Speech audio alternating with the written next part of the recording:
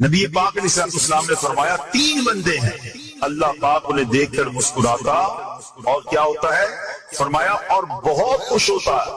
اب وہ 3 بندے کون سے ہیں چیک کر لیں ان میں ہیں کہ نہیں۔ فرمایا نمبر 1 وہ بندہ جو رات کو اٹھے بستر چھوڑے اچھی طرح وضو کرے پھر نماز پڑھنے کھڑا ہو جائے، اسے دیکھ کر اللہ پاک فرشتوں سے فرماتا ہے اے فرشتوں بتاؤ میرے بندے کو نیکی پر کس نے اکسایا ہے؟ فرشتے عرض کرتے ہیں مولا تو بہتر جانتا ہے۔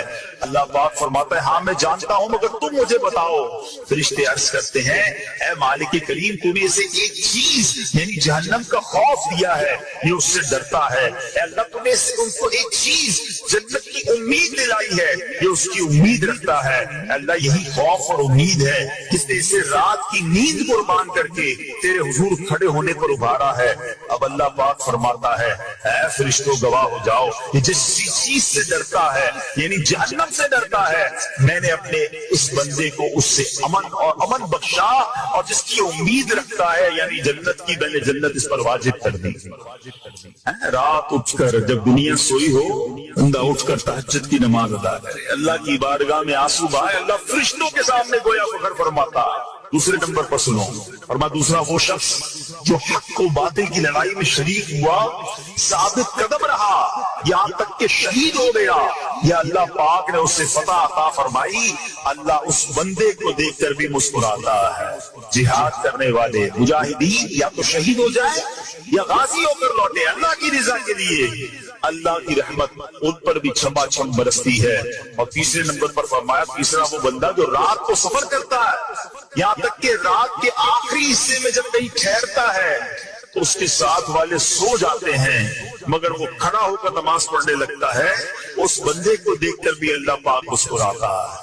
اجتماعی عبادت کے بڑے فائدے ہیں، اجتماع میں آنا، محفل میں آنا، دعا میں شرکت کرنا بہت اچھی بات ہے، مگر اپنی عادت ایسے بھی بنائیں کہ کچھ عبادتیں ایسی کریں کہ میں جانوں اور رب جانوں۔ یہ جو رات اٹھ کر دعا کا لطف ہے، رات اٹھ کر جو نماز پڑھنے کا لطف ہے، جب ساری دنیا سو رہی ہے اور بندہ اپنے رب کی بارگاہ میں حاضر ہے۔ علماء کہتے ہیں دن کے نوافل کے مقابلے میں رات کے نوافل افضل ہیں، کیونکہ رات سکون ہوتا ہے، رات رکعت قلبی ملتی ہے، سبحان اللہ رحمت الہی چھما چھم برستی ہے۔ ہمیں کیا کرنا ہے کہ رات تہجد کی نماز کی عادت ڈالے۔ رمضان میں بن گئی تھی نا ساری کے لیے اٹھتے تھے تو لوگ تہجد پڑھتے تھے، اللہ کرے کہ یہ عادت بن جائے، کبھی کبھی اگر ہر روز نہیں ہو سکتا تو مثلا کبھی کبھی کرے۔ اچھا اگر ایسی کوئی عبادت ہو بھی جائے نا تو سب کو بتائے نا کہ رات اٹھا تھا تو جناب دعائیں بھی کی تو آنسو بھی بہائے، نہیں کبھی کبھی ایسا کیا کرو کہ میں جانوں اور رب جانے، اللہ سے باتیں کیا گیا۔ میں آپ کو صحیح بتاؤں، آپ مجھے ایک بات بتائیں، یہ تو آپ نے سن بھی لیا کہ اللہ کی رحمت کس قدر برستی ہے اس پر۔ زندگی میں بھی جب کبھی ہم پریشان ہوں اور رات نیند نہ آئے، کبھی کبھی ایسا ہوتا ہے پریشانی میں نیند نہیں آتی، کروٹیں بدل رہا ہوتا ہے انسان، اور اس کروٹ بدلتے بدلتے میں آپ کی جب والدہ حیات ہوگی یا ماشاءاللہ جن کے پاس ماں موجود ہے، ماں جیسی ہستی کہاں ملتی ہے۔ ایک بار اور سن لو، دنیا کی بہت ساری چیزیں میرے اور آپ کے پاس ہیں جو ریپلیسیبل ہے، جو بدلی جا سکتی ہیں۔ موبائل فون لیتے ہیں بڑی خوشی سے لیتے ہیں مگر نیا ماڈل آتا ہے تو لوگ بدل دیتے ہیں۔ سواری لیتے ہیں بڑی خوشی ہوتی ہے مگر جب نئی سواری آتی تو ریپلیس بدل دیتے ہیں، ماڈل نیا آ گیا بھائی اب وہ پرانی لگتی ہے۔ اگر یاد رکھو ماں باپ چلے جائیں نا اس کے بعد ماں باپ دوبارہ نہیں ملتے، ان کا کوئی نیا ورژن یا نیا ماڈل نہیں ہے تو ان کی قدر کر لو، ان کی دعائیں لے لو۔ تو بہرحال آپ کبھی کبھی تکلیف میں ایسا ہوا ہو کہ رات کو نیند نہ آئی ہو، بے قرار ہو کر ماں کے پاس گیا آنکھوں میں آنسو لے کر کہ ماں میں پریشان ہوں، بیمار ہوں یا قرضے میں ہوں یا فلاں پرابلم ہے۔ ماں نے کیا کیا تھا؟ کروٹ بدل کر سو گئی تھی کہ بیٹا تو جان تیرا کام جانے، یا ماں خود بھی بیدار ہو گئی، سینے لگایا اور دعا کرنا شروع کر دی۔ ہم روئے تو ماں بھی روئی، یہ ہے نا ماں میری تکلیف۔ ایسا لگتا ہے کہ مجھے کبھی کبھی یہ فیصلہ کرنا مشکل ہوتا تھا کہ تکلیف مجھے زیادہ ہوتی ہے میری تکلیف میں، میری والدہ کو زیادہ ہوتی ہے، بیمار میں ہوں تکلیف اسے ہے، یہ رشتہ کہاں ملتا ہے؟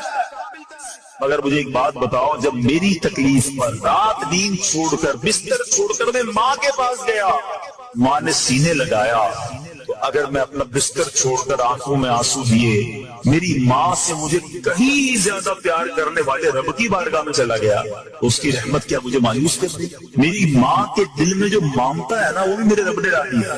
تو رب کی رحمت کتنی ہوگی. کبھی کبھی اللہ کی بارگاہ میں رات کے سپہر حاضر ہوا, جو پرابلم ہے آپ کی, جو مشکل ہے آپ کی, آپ یقین کریں, آپ اللہ کی بارگاہ میں تہجد کے وقت رات کے آخری پہر آنسو بہائیں, دعائیں کریں, نوافل پڑھیں, پھر دیکھیں آپ کے دل کو تسلی کیسے ہوتی ہے, آپ کا ایمان تازہ ہو جائے گا. اور آپ نے دیکھا کہ ایسے وقت عبادت کرنے والوں سے رب کتنا راضی ہوتا ہے. اللہ کرے یہ بات ہمیں سمجھ آ جائے. اسی طرح عظیم صحابی حضرت عبداللہ ابن مسعود رضی اللہ تعالیٰ سے روایت ہے, پیارے آقا مکی مدنی مصطفیٰ صلی اللہ تعالیٰ علیہ وسلم نے فرمایا, ایک بندہ رات کو اٹھتا ہے, اچھی طرح وضو کرتا ہے, پھر اللہ پاک کی حمد کرتا ہے, اس کی بزرگی بولتا ہے, اپنے نبی علیہ السلام پر درود پڑھتا ہے, قرآن کھول کر پڑھنا شروع کر دیتا ہے. یہ وہ بندہ ہے جسے دیکھ کر اللہ پاک مسکراتا ہے اور فرماتا ہے, دیکھو میرا بندہ عبادت کر رہا ہے جبکہ اسے میرے سوا کوئی نہیں دیکھ رہا. اللہ, یہ کاش ہمیں عادت مل جائے کہ ہم اکیلے میں عبادت کریں, انفرادی عبادت کریں. میں جانوں میرا رب جانوں. کبھی تلاوت کریں, کبھی درود پڑھیں, کبھی دعائیں کریں, کبھی آنسو بہائیں. سبحان اللہ, اس کا مزہ ہی اور ہے. ہاں کبھی ایسا ہونا چاہیے. محفل میں عشق رسول کے عالم میں رو بھی پڑھتے ہیں, مدینے کی یاد ہو, نعت شروع ہو تو ہماری آنکھوں میں آنسو آ جاتے, یہ بھی اچھی بات ہے. مگر کبھی کبھی رات ایسی بھی ہونی چاہیے کہ دل میں ہو یاد تیری گوشے تنہائی, دل میں ہو یاد تیری گوشے تنہائی ہو, پھر تو خلوت میں عجب انجمن آرائی ہو. کبھی زندگی میں ایسی راتیں بھی آنی چاہیے. وہ ہے نا, جاگ اٹھا اشکوں کا مقدر, عشق نبی میں روتے روتے کیسی گزری رات نہ پوچھو. کبھی کبھی ایسی رات بھی گزرنی چاہیے کہ آقا کی یاد میں آنسو بہ رہے ہوں, مدینے کی یاد میں, گھر والوں کو بھی پتہ نہ چلے. ہلکی ہلکی آواز میں کبھی نعت شریف لگا لیا کریں, کبھی مناجات لگا لیا کریں. ہم پتہ نہیں کیا دیکھتے دیکھتے سوتے ہیں. کاش انہی تصورات میں آنکھیں بند ہوں کہ میں سو جاؤں یا مصطفیٰ کہتے کہتے, میں سو جاؤں یا مصطفیٰ کہتے کہتے, کھلے آنکھ صلی اللہ کہتے کہتے. تو مدینے کے تصور میں سوتے نا, پھر خواب میں زیارت بھی کر لیتے. خواب کا ایک فنامنا یہ بھی ہے, آپ جس چیز کے بارے میں سوچتے ہوئے سوتے ہیں, عموماً گندی باتیں دیکھ کر, گندی چیزیں دیکھ کر سوتے, پھر ایسے ڈراؤنے خواب بھی آتے, انہیں ٹینشن بھی آتی. فلموں میں بھی مار دار دیکھی, خواب میں بھی لڑائی جھگڑے دیکھ رہے ہیں. جو مدینے کی یادوں میں سو رہا ہے, جو باوضو سو رہا ہے, جو اللہ کا ذکر کر کے سو رہا ہے, جو نوافل پڑھ کے سو رہا ہے, پھر دیکھو خواب میں بھی کہاں کہاں کی سیر کرے گا انشاءاللہ. تو اپنی خلوتوں کو اچھا کریں, اپنے اکیلے وقت کو بھی خوبصورت کریں, آنسو بہائیں. اور سبحان اللہ, تہجد پڑھنے والوں کے چہروں پر نور بھی آ جاتا ہے. ہاں یہ الگ نعمت میں ملتی ہے, اللہ نصیب فرما دے. اچھا ایک اور خوبصورت کام ہے, اللہ کریم جنہیں دیکھ کر مسکراتا ہے. فرمایا حضرت ابو سعید خدری رضی اللہ عنہ فرماتے ہیں, رسول ذیشان مکی مدنی سلطان صلی اللہ تعالی علیہ وسلم نے فرمایا, 3 بندوں کو دیکھ کر اللہ پاک مسکراتا ہے. وہ قوم جو نماز میں صفیں سیدھی کرتی ہے, اور وہ بندہ جو اللہ پاک کی راہ میں جہاد کرتا ہے. تیسرا وہ بندہ جو رات کے اندھیرے میں عبادت کرتا ہے, انہیں دیکھ کر اللہ پاک مسکراتا ہے. جہاد والی بات اور رات والی عبادت کی بات تو ہو گئی. اب اس میں نئی بات سیکھنے کو ملی, صفیں درست کرنے والی. اب روز نماز پڑھ رہے ہیں, صفیں درستی کر رہے ہوتے, امام صاحب کہہ کے تھک جاتے, کاندھے سے کاندھا ملائیں, صفوں کو سیدھا کریں.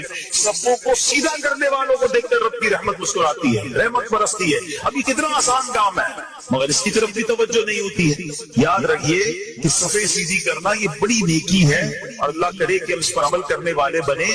اور صفیں درست نہ کرنا ترک واجب, ناجائز اور گناہ ہے. سیدھی صفیں نہیں کرتے, نہیں ناجائز کرتے ہیں, گناہ کرتے ہیں. صف درست نہ کرنے سے نماز ناقص رہ جاتی ہے. اور یہ بعض اوقات لوگ کہتے ہیں یار ہمیں اس نماز میں وسوسے بہت آتے ہیں. روایتوں میں آتا ہے صف درست نہ کرنا نماز میں وسوسے آنے کا سبب ہے. صفیں ٹھیک نہیں ہوگی نا, عجیب عجیب سی باتیں دماغ میں آنی. کیوں؟ حدیث پاک میں آتا ہے, شیطان تمہارے درمیان بھیڑ کے بچے کی طرح گھس جاتا ہے. شیطان صفوں میں گھس جاتا ہے. صف سیدھی نہ کرنے میں چہرہ بگڑنے کا اندیشہ ہے. اب ذرا غور کر لیجیے یہ کتنا ضروری ہے. قرآن کریم میں ایک سورت ہے, سورہ صافات. اس مبارک سورت کی پہلی آیت میں اللہ پاک نے فرمایا والصافات صفا، ان کی قسم جو باقاعدہ صفے باندھے ہوئے ہیں۔ حضرت عبداللہ بن مسعود فرماتے ہیں یہاں صفے باندھنے والوں سے مراد فرشتے ہیں۔ حضرت جابر بن سمورہ رضی اللہ عنہ فرماتے ہیں ایک دن پیارے آقا مکی مدنی مصطفیٰ صلی اللہ علیہ وسلم تشریف لائے اور فرمایا تم ایسے سب کیوں نہیں بناتے جیسے فرشتے صفے بناتے ہیں؟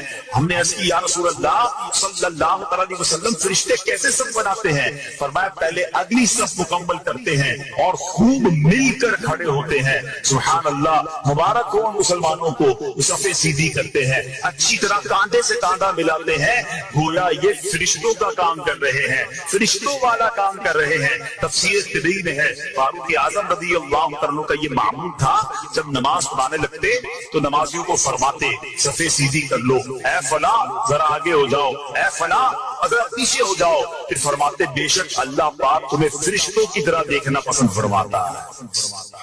تو صفیں سیدھی رکھنا یہ فرشتوں کا انداز ہے اور اللہ کی رحمت خوب برستی ہے، گویا رب مسکراتا ہے انہیں دیکھ کر۔ ایک عورت حضرت سیدنا حسن بصری رحمت اللہ تعالی کے پاس آئی اور کہا کہ اے شیخ میری لڑکی فوت ہو گئی ہے، میں اسے خواب میں دیکھنا چاہتی ہوں۔ حضرت حسن بصری رحمت اللہ تعالی نے فرمایا کہ 4 رکعت نفل اس طرح ادا کرو کہ ہر رکعت میں سورہ فاتحہ ایک مرتبہ اور سورہ تکاثر الہاکم التکاثر، یہ پوری جو سورت ہے یہ ایک مرتبہ پڑھو، اور یہ نماز عشاء کی نماز کے بعد پڑھ کر پہلو کے بل پیارے آقا علیہ الصلوۃ والسلام پر درود پڑھتے ہوئے سو جاؤ یہاں تک کہ تمہیں نیند آ جائے۔ اس عورت نے اپنی مرحوم بیٹی کو خواب میں دیکھنے کے لیے یہی عمل کیا، یہی فارمولہ اپنایا، یہی وظیفہ اپنایا۔ اس عورت نے خواب میں کیا دیکھا؟ ماں اپنی بیٹی کو تکلیف میں نہیں دیکھ سکتی، اب اس عورت نے خواب میں دیکھا کہ اس کی بیٹی عذاب میں گرفتار ہے، گندک کا لباس اس کا پہنا ہوا ہے، ہاتھ بندھے ہوئے ہیں اور پاؤں میں آگ کی زنجیریں۔ اب جب یہ عورت بیدار ہوئی تو بہت افسردہ، ظاہر ہے ماں اگر اپنی بچی کو عذاب میں دیکھ لے تو کون سی ماں سکون میں ہوگی۔ حضرت حسن بصری رحمت اللہ تعالی کے پاس آئی اور آ کر کہا کہ حضور میری بیٹی تو عذاب میں ہے۔ آپ نے فرمایا کچھ مال صدقہ کرو۔ اب کہتے مال صدقہ کرو، امید ہے کہ اللہ عز و جل اسے معاف فرما دے گا۔ حضرت حسن بصری رحمت اللہ تعالی اسی رات سوئے، ایک دن کے بعد آپ آرام کر رہے ہیں، آپ نے عالم خواب میں خود کو جنت کے باغ میں دیکھا، ایک خوبصورت تخت پر ایک حسین و جمیل عورت بیٹھی ہوئی تھی، سر پر نور کا تاج سجا ہوا ہے۔ کہنے لگی اے حسن کیا آپ مجھے نہیں جانتے؟ حضرت حسن بصری رحمت اللہ تعالی نے فرمایا کہ نہیں میں تو نہیں جانتا۔ وہ عورت وہ خاتون کہتی کہ میں اسی عورت کی بیٹی ہوں جو کل آپ کے پاس آئی تھی، آپ نے جس کو وظیفہ بتایا۔ حضرت حسن بصری رحمت اللہ تعالی نے فرمایا کہ تمہاری ماں تو بتا رہی تھی تم عذاب میں ہو، تم بڑی تکلیف میں تھی۔ حضور بات تو یہی ہے، میری ماں نے سچ کہا تھا۔ آپ نے پوچھا پھر یہ مقام کیسے ملا؟ آج تو جنت کی نعمتیں تمہارے ساتھ۔ اس لڑکی نے کیا کہا؟ بڑی زبردست بات ہے، کہتی کہ ہم 70,000 افراد تھے جو عذاب میں مبتلا تھے، مگر ایک نیک آدمی ہمارے قبرستان سے گزرا، اس نے سرکار دو عالم صلی اللہ تعالی علیہ وسلم پر درود پڑھا اور اس کا ثواب ہمیں پہنچایا۔ اللہ عز و جل نے اس درود کو اس کی طرف سے قبول فرمایا اور ہم تمام کو اس درود شریف کی برکت سے اس عذاب سے نجات عطا فرمائی، اور مجھے یہ مرتبہ ملا جو آپ اپنی آنکھوں سے مشاہدہ کر رہے ہیں۔ 70,000 افراد قبرستان کے مردے جن پر عذاب ہو رہا تھا، مگر ایک نیک شخص گزر کر درود پاک پڑھ کر ساری قبر والوں کو ایصال ثواب کرتا ہے تو 70,000 لوگوں سے عذاب گویا دور کر دیا جاتا۔ اے بچے بچے اسلامی بھائیوں، کتنے سارے مدنی پھول اس واقعے سے ملتے ہیں۔ قبرستان جانا چاہیے، وہاں جا کر فضول باتیں نہیں۔ آج کل تو قبرستان میں بھی برے کام ہو رہے ہیں، معاذ اللہ۔ منشیات فروشوں نے، بہت سارے غلط کام کرنے والوں نے قبرستان کو رخ کیا۔ ارے یہ تو عبرت کی جگہ ہے، جہاں کسی کی قبر میں عذاب ہو رہا ہے، کسی کی قبر جنت کا باغ ہے، وہاں جا کر تو آنسو بہانے۔ جی ہاں، حضرت عثمان غنی رضی اللہ تعالیٰ ذوالنورین، ذرا مرتبہ سوچئے گا، ذوالنورین ہیں، خلیفۃ المسلمین ہیں، امیر المومنین ہیں، مگر آپ جب قبرستان جاتے، کبھی کسی قبر کے پاس جاتے زاروں کتار روتے، اتنا روتے کہ آپ کی داڑھی آنسو سے تر ہو جاتی۔ کسی نے کہا حضرت نہ آپ حشر کی بات پر اتنا روتے ہیں، نہ جہنم کے تذکرے پر اتنا روتے ہیں، آپ قبرستان میں آتے ہیں یا قبر کی بات ہوتی ہے بڑا روتے ہیں۔ فرمایا بات یہ ہے کہ یہ قبر ہی پہلی منزل ہے، جو اس قبر میں پاس ہو گیا، اس امتحان سے پاس ہو گیا، وہ آگے بھی کامیاب ہو جائے گا۔ جو قبر میں پھنس گیا اس کی اگلی منزل بھی بڑی خطرناک ہوگی۔ آج کچھ لوگ یہ بھی کہتے ہیں ہم تو شراب نہیں پیتے، یہ شراب کی دکان چلانے والے کچھ ملکوں میں کہتے ہیں ہم تو کافر کو شراب بیچتے ہیں، یہ جناب کافر کے لیے ہم نے شراب رکھی ہے۔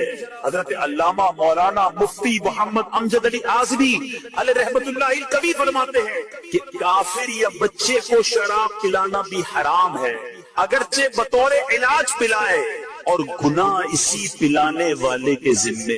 مجھے تو کبھی کبھی سمجھ نہیں آتی، اللہ کرے میں جو آج بیان کرنے جا رہا ہوں کوئی ایسا مجھے سن لے جس کے دل پر یہ چوٹ لگ جائے، جو ایئر لائن میں کام کرتے ہیں، مسلمان ہوتے ہیں مگر شراب سرو کر رہے ہو۔ ارے تف ہے ایسی روزی پر تمہیں حرام کی طرف، اللہ کے عذاب کی طرف لے جا رہی ہے، اور تم مسکرا مسکرا کر لوگوں کو شراب پیش کر رہے۔ توبہ توبہ، اللہ رب العالمین کو کیا جواب نہ کرے ایسا کام۔ اگر مجھے دنیا بھر میں کوئی ایسا سن رہا ہے جو کسی ایسے سٹور میں کام کرتا ہے جہاں شراب صرف کی جاتی ہے، چھوڑ دو ایسی نوکری، نہ کرو ایسا کام، اللہ غیب کے خزانوں سے تمہیں حلال روزی عطا فرمائے گا۔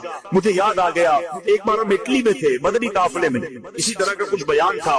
ایک شخص، ایک مسلمان میرے پاس آیا اور آ کر کہتا ہے کہ میرا جی تو بڑا چاہتا ہے کہ میں حلال کماؤں، لیکن ہمارے سٹور پہ شراب بیچی جاتی ہے، اگر میں شراب نہیں بیچوں گا تو ہمارے سٹور پہ گاہک کم آئیں گے، گاہک کم آئیں گے تو میری روزی کا کیا ہوگا، بچوں کا کیا ہوگا، کاروبار کیسے چلے گا۔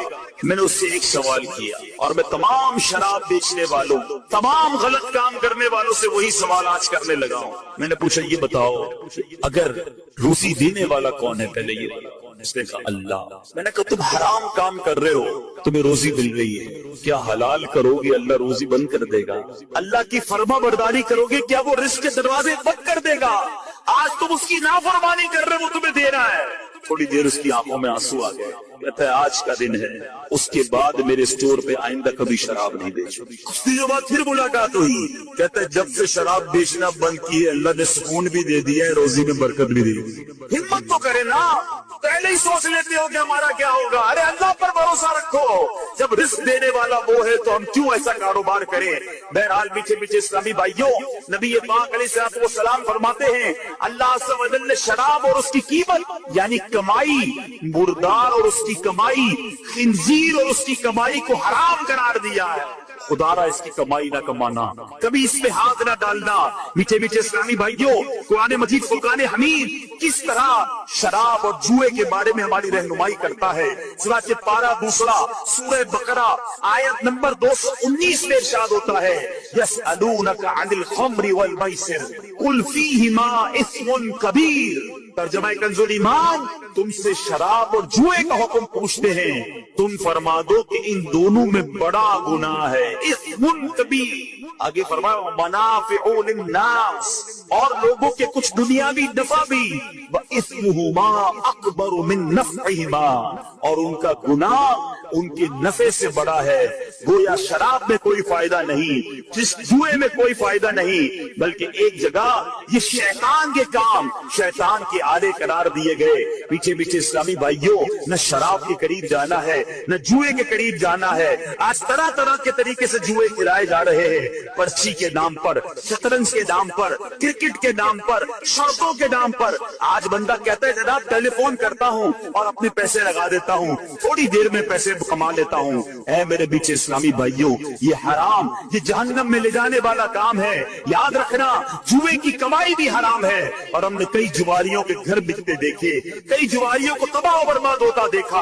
ارے نہ بھی ہوئے تباہ، करोड़पति भी बन गए तो ये पैसे तुम्हें जहन्नम में ले जाएंगे, ये दुनिया में छोड़कर जाओगे तो आखिरत में अजाब का बाइस बनेंगे। हमें ये हराम की रोजी नहीं चाहिए, खुदारा तौबा कर लीजिए, जुए के करीब भी ना जाइए, हमें हलाल और फकत हलाल रोजी कमानी है। नबी पाक अलैहिस्सलाम शब मेराज मेरे आका जब आसमानों की तरफ तशरीफ ले गए तो प्यारे आका अलैहिस्सलाम की खिदमत में 2 प्याले पेश किए गए, एक दूध का दूसरा शराब का। चॉइस दी गई, नबी पाक अलैहिस्सलाम इनमें से कोई एक पसंद फरमा ले। मेरे आका अलैहिस्सलाम ने दूध को पसंद फरमाया तो अर्ज की गई आप अलैहिस्सलाम ने फितरत को पसंद फरमाया है, क्योंकि अगर आप शराब को पसंद फरमाते तो आपकी उम्मत गुमराही का शिकार हो जाती। मीठे मीठे इस्लामी भाई, नबी पाक अलैहिस्सलाम ने शराब की तरफ गोया हाथ भी नहीं बढ़ाया और दूध को पसंद फरमाकर फितरत को पसंद फरमाया। मगर आज हमारा हाल क्या है? आपको पता है शराब हमारे सहाबा भी पीते थे। जब शराब की हुर्मत नाजिल नहीं हुई थी ना, शराब न हराम करार भी दी गई, वो पीते थे, लेकिन कई सहाबा उस वक्त भी नहीं पीते थे, लेकिन चूंकि हलाल थी, मगर आदत होने के बावजूद जैसे ही पता चला कि शराब हराम हो गई है, अल्लाह, मक्के की गलियों में शराब के बर्तन बहा दिए गए, बर्तन तोड़ दिए गए। जिसके हाथ में गिलास था उसने तोड़ दिया, हाथ में बोतल थी उसने तोड़ दिया, सारे बर्तन से शराब बहा दी गई। पीछे पीछे इस्लामी भाइयों सुनिए, हज़रत अनस बिन मालिक रज़ियल्लाहु अन्हु से मरवी है, आप फरमाते हमारे पास आग के बगैर कच्ची खजूरों की बनी हुई शराब थी। मैं फुला फुला को शराब पिला रहा था, एक शख्स आया और उसने बताया कि शराब हराम होगी। अभी आकर बताता है शराब पिला रहे हैं, कहते उन सब ने मुझसे कहा ए अनस ये मटकों को उंडेल दीजिए, अब शराब नहीं पीनी, हराम हो गई, अब नहीं पीनी। आप फरमाते हैं कि मालूम होने के बाद सहाबा किराम ने इसके मुतालिक किसी से कुछ न पूछा और ना ही शराब की तरफ दोबारा देखा। कैसे लोग थे, पता चल गया मना नहीं चलेगी। आज हमको पता है हराम, मगर फिर भी शराब नहीं छोड़ी। और शराबी कैसा कैसा अजीब शख्स है। आपको जो ये माशरे में रहता है उसे पता है कि शराब पीने वाले को होश ही नहीं रहता। हजरत अब्दुल्लाह बिन अमर बिन आस रज़ियल्लाहु अन्हु फरमाते हैं मैंने अल्लाह अज़्ज़ा व जल के प्यारे हबीब सल्लल्लाहु अलैहि वसल्लम से शराब के मुताल्लिक पूछा। प्यारे आका ने फरमाया ये सबसे बड़ा गुनाह और तमाम बुराइयों की जड़ है। शराब पीने वाला नमाज छोड़ देता है और बाज़ औक़ात अपनी माँ, खाला और फूफी से भी बदकारी का मुर्तकिब हो जाता है। उससे पता ही नहीं चलता ना कि माँ है, बहन है कि कौन है। शराब के नशे में जो बेहयाई चाहे वो कर डालता है। और ऐसे कई मामला पता चलते हैं कि कोई औरतों पे जुल्म कर रहा होता है, कोई उन्हें गालियां निकाल रहा होता है, उसको अपना पता नहीं होता कि हमारा क्या हाल है। हालांकि मीठे इस्लामी भाइयों, शराबी जो है ना, उसकी वजह से उसके खानदान की भी बेइज्जती हो रही है। उसका बच्चा अलग डिमोरलाइज हो रहा होता है कि मेरा बाप शराबी। मैं पिछले दिनों एक जगह गया, मुझे बताया कि हमारे यहाँ इतनी शराब पी जाती है, पाकिस्तान के इलाके की बात कर रहा हूँ, कि एक बंदे को कहता है मैंने अपनी आंखों से देखा जो अपने 5 साल के बच्चे को शराब पिला, खुद पिया और अब नशे में अपने बच्चे को शराब पिला। मुझे बताइए कि ऐसे बच्चे कैसे बड़े होंगे जो बाप की शफकत से महरूम है। बाप से जब मिलता होगा गालियां मिलती होंगी, डांट डपट मिलता होगा, बीवी अलग परेशान, माँ बाप अलग परेशान। ये शराब है ही चीज ऐसी जो पूरे घर का निजाम बर्बाद कर देती है। और कई लोग अपनी सारी कमाई इस नशे के अंदर डाल देते हैं। सिर्फ